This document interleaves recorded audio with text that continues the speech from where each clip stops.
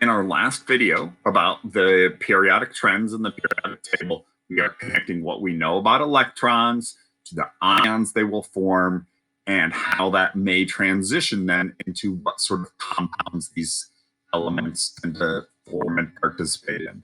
So just really quickly, probably something you've seen before, maybe in chemistry or even before, ICP, biology, or maybe even back to middle school. What ions do these elements form? The most stable ion that often forms is probably a better way of saying this, because we can force many extreme circumstances to happen, but here we're focusing on the most likely scenarios. So the alkali metals with their one valence electron tend to form +1. Alkaline earth metals tend to form +2. The boron group tends to be +3. We often describe the carbon group, column 14, as plus or -4, but it is extremely unlikely that anything in that column actually forms a -4. So a better description is they're either going to not form ions or they will form a +4. The nitrogen family tends to be -3, oxygen's family -2, fluorine's family -1. The noble gases do not tend to form ions. And then we also remember that groups 14 through 18 are also likely to share electrons in covalent compounds.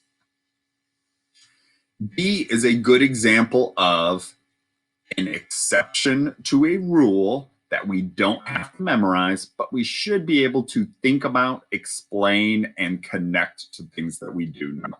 So silver has this electron configuration. We notice that it hasn't completely filled the 5s sublevel before filling the 4d sublevel.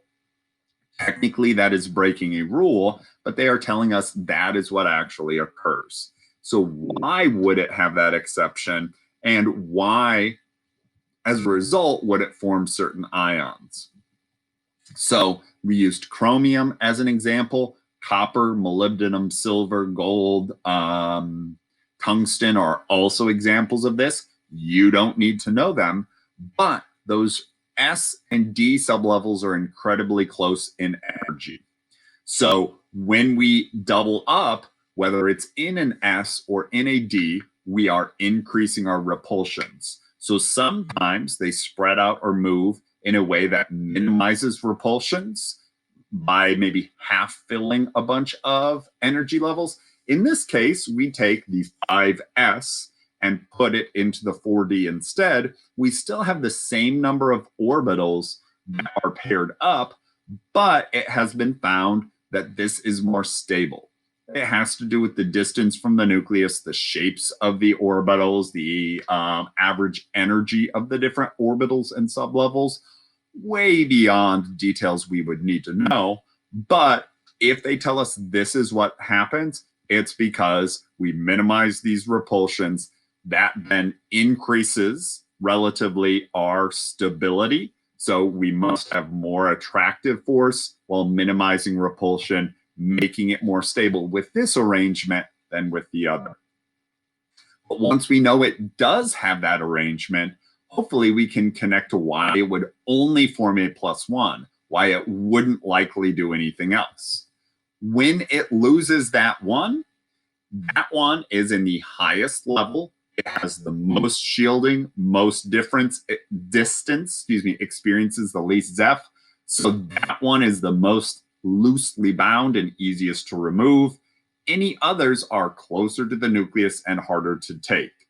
So yes, we can get into circumstances where more extreme things happen, but the most commonly formed ion, like our +1 for a sodium or potassium, is thinking about that one that's out by itself that experiences a significantly lower attraction than many of the others, which is what happens in this silver.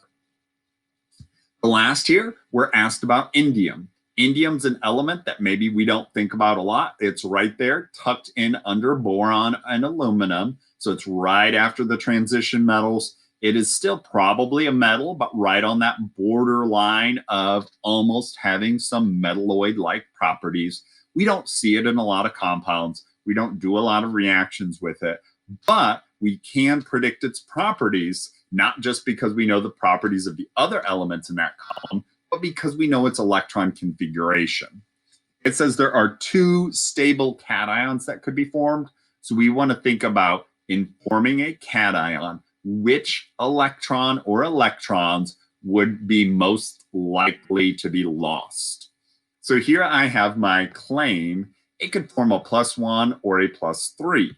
My evidence that supports that is I know the electron configuration is this. We're definitely not going to mess with those inner electrons, the 1s, 2s, etc., all the way up through level 4. We have some in the 5s, a few in the 4d, remembering those are part of level 4, even though they fill after, and then the 5p. The +1 is probably often the most likely to form, or it is definitely the easiest electron to take. It is the farthest from the nucleus, the most shielding, therefore it feels the weakest attraction. That is most easily removed. So here was some evidence, and then I used my reasoning here, the farthest from the nucleus, to justify that. This next section, we have to really remember, what does valence mean? What does attraction mean in terms of my order of filling and emptying my sublevels? But the next ones to take would be those 5s electrons. They are still far from the nucleus at an average distance associated with energy level 5, which is greater than energy level 4, farthest from the nucleus, most weakly held, and therefore removed with the least energy. So hopefully a lot of what we saw through all of these videos and practice problems was very familiar. We understand patterns on the periodic table. We are familiar with different representations of electrons, Bohr models, and even into electron configurations. And then what we were doing was extending that with PES. How can we support / prove / explain that? With trends, how do we take what we knew and explain or prove it based upon structure? So the big shift here is from knowing facts about the periodic table to being able to find the right evidence that supports the facts, connecting evidence and reasoning to the properties that we know, the claims of the elements on the periodic table.